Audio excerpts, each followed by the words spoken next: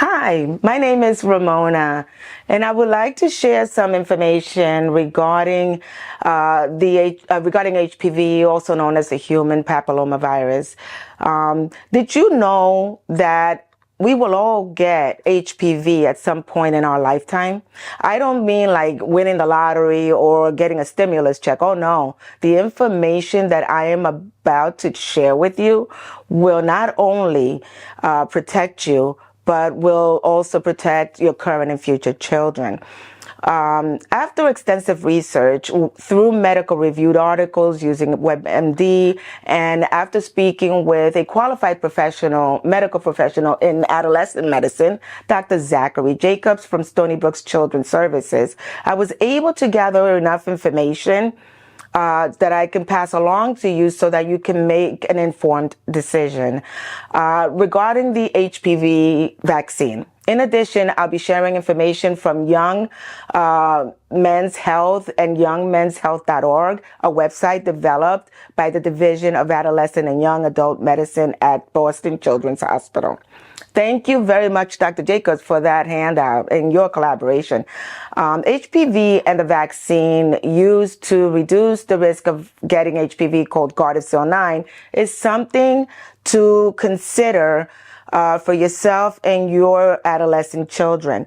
The information I have provided you with so far is a good start. However, we will have more to cover regarding HPV. For instance, what is HPV and what are the types of HPV? What is HPV's relationship to children or adolescents, and how is it transmitted? Are there strains of HPV known to cause cancer? And what part of the body is HPV most likely to infect? The types of vaccines will also be covered, how and when the vaccines are administered. We will discuss the effectiveness and the side effects of Gardasil, along with statements made by the CDC regarding the usefulness of the vaccine. Okay, so let's start with what is HPV. As stated on WebMD, papilloma refers to the type of wart that results from an HPV type. HPV lives on flat, thin cells that can be found on the skin surface. HPV causes the cells to physically change. Consequently, if the immune system if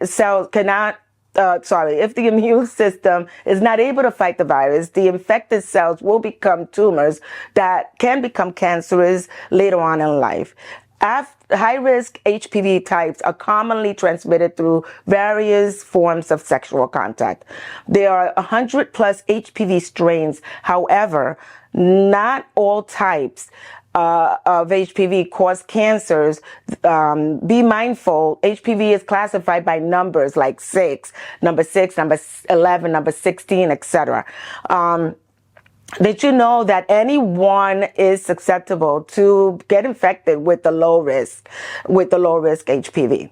HPV types like HPV 6 and HPV 11, which are associated with genital warts. When I say anyone, I mean any sex, any race, any ethnicity, any sexual orientation. Furthermore, the CDC states that 79 million Americans are infected with HPV. Most low-risk HPVs are cleared by the body without any symptoms and before the person knows that they've been infected. Anyone that has a sexual contact in their lifetime can run the risk of getting one of the high-risk cancer-causing HPV types. You can be infected with HPV following your first contact with an infected person. One can get any of the following forms of HPV related cancer: cervical, oropharynx, which includes the throat, the tonsils, in the base of the tongue, the vulva, the anus, the vagina, the penis. In rare cases, cancer of the neck and head. Young Men's Health states that scientists developed two vaccines since 1999 called Cervarix and Gardasil, regular Gardasil, to help combat some of the lower strains of the HPV. well, in 2016, Gardasil 9 became available and is the only vaccine used in the U.S. That provides 90% protection against 9 of the highest strains of HPV. Conversely, there are 13 HPV types that can cause cervical cancer. It is recommended that we start getting the vaccine at age 11 through 12. 11 and 12, physicians can introduce or inoculate children as young as 9 years old. All right, we've touched on HPV in some details, including the Gardasil 9. Okay, we'll now discuss a little more the appropriate age and doses in which to administer the vaccine, along with the effectiveness and, along with the effectiveness and the general effects. Okay, for that, I'd like to share an audio piece of the interview I had with Dr. Jacobs, the adolescent medical doctor from Stony Brook Services, with you guys, so that you guys can hear from him a little bit more information. So I'll get started, and Dr. Jacobs, you're on. Why? Let me ask. Sorry. This isn't part of the questions I wrote down, because I read that through all the articles that I read, including the handout that you give out. What cervical? When I hear cervical, I think of just women, but yeah, in some of the things that I read, they said like tumors and genital warts are more likely, 3 times more likely in men. So why is the woman that the medical field refers to so much with the cervical cancer? Sure. So cervical cancer is specific for women since men don't have cervices. Right. And so the cervical cancer from HPV is more common than either penile or anal cancer from HPV. And so that's why cervical cancer is more targeted. That said, I forgot the first part of the question. Yeah, no, it's okay. No, I asked about that it says that it's the men are 3 times more likely to get like those genital warts. Oh, that's right. Yeah, the genital warts. Right. So the genital warts. So the current HPV vaccine that we have, it covers 9 strains of HPV. 7 of those strains are responsible for 90% of all genital warts. The other 2 strains are responsible for 90% of all cervical cancers. Wow. So we're covering both genital warts but the strains that cause genital warts don't cause cervical cancer. And so the men are more likely to show the symptoms of genital warts. Women are more likely, obviously, to have dealings with the HPV-related cancers.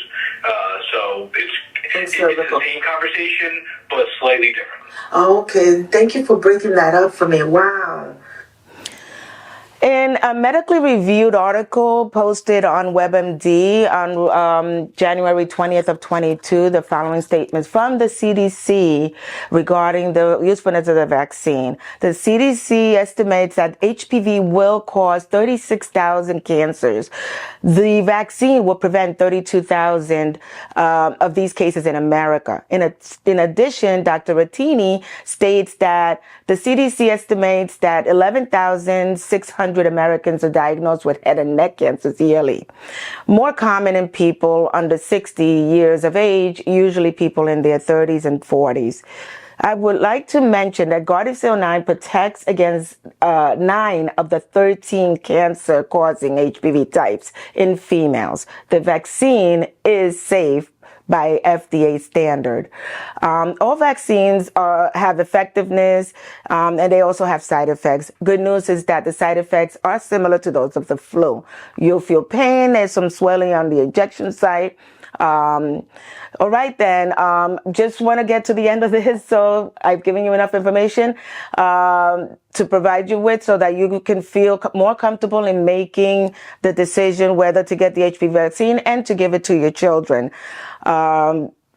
my boys are patients of Dr. Jacobs, and both have received the 2 vaccines, the 2 doses, of the vaccine Gardasil 9, and they're doing fine.